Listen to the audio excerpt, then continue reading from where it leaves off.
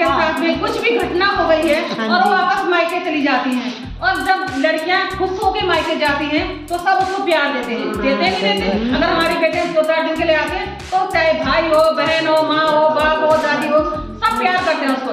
लेकिन अगर अपने ससुराल से नाराज होकर या किसी घटना से मायके आ जाती है तो 1 महीने या 1.5 महीने के बाद में फिर हमारा भेदभाव शुरू हो जाता है। अंदर ही अंदर हम फूटने लग जाते हैं कि अरे ये तो मायके आ गई है, अब इसको कौन पालेगा, कौन इसके बच्चों के लिए देख करेगा, कैसे करेंगे, हम अपने बच्चों के लिए नहीं कर सकते। सारी चीजें हमारे मन में उधेड़ चलनी शुरू हो जाती है। और ये ऐसा नहीं है, आप अगल बगल समाज को देख रहे होंगे और वो सारी चीजें आपको भी पता है, ऐसा नहीं आपको पता नहीं, आपको सब कुछ पता है। और कई लड़कियां तो ऐसी भी हैं जो परेशान होकर आत्महत्या कर देती है। तो सरकार ने सोचा क्यों ना इनका एक ऐसा अधिकार इनके लागू किया जाए कि इनके लिए भी इनके पिताजी के घर में हक हो, ताकि परिस्थिति आने पर ये वहाँ पे अपना हक मांग सके। ऐसा तो नहीं है कि सारी बेटियां वहाँ हक मांगने जा रही हैं, लेकिन परिस्थिति आने पर अगर उनके लिए अधिकार रहेंगे तो वहाँ पे वो खड़े हो सकते हैं कि भाई हमारा भी अधिकार है, आप हमें भी दे दें इसमें से। तो तभी देंगे जब अधिकार रहेगा, वरना कोई नहीं देता है।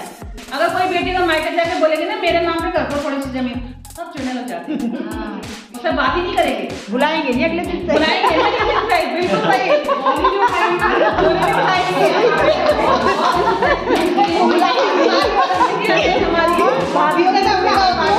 इसलिए सरकार सोचती है कि हम क्यों ना, हम क्या बहुत बड़ा तोप तो नहीं मारते हैं कि 2-4 बर्तन और दे करके उसको दहेज के नाम पे दे देते हैं, है ना, वही देते हैं, क्या देते हैं। लेकिन बेटे के लिए चाहे हमारा घर हो, चाहे परिवार है या हमारी जमीन है, जायदाद है, सब कुछ उसी का रहता है, उसके लिए सारी चीजें रहती हैं। तो बेटी को हम, क्योंकि हमारा मालिक वो जानता है कि हम उसको पराया धन मानते हैं। हाँ मैम, वही होती है लाइन, पराया धन है। बेटा हो गया हमारा घर का दीपक है ये।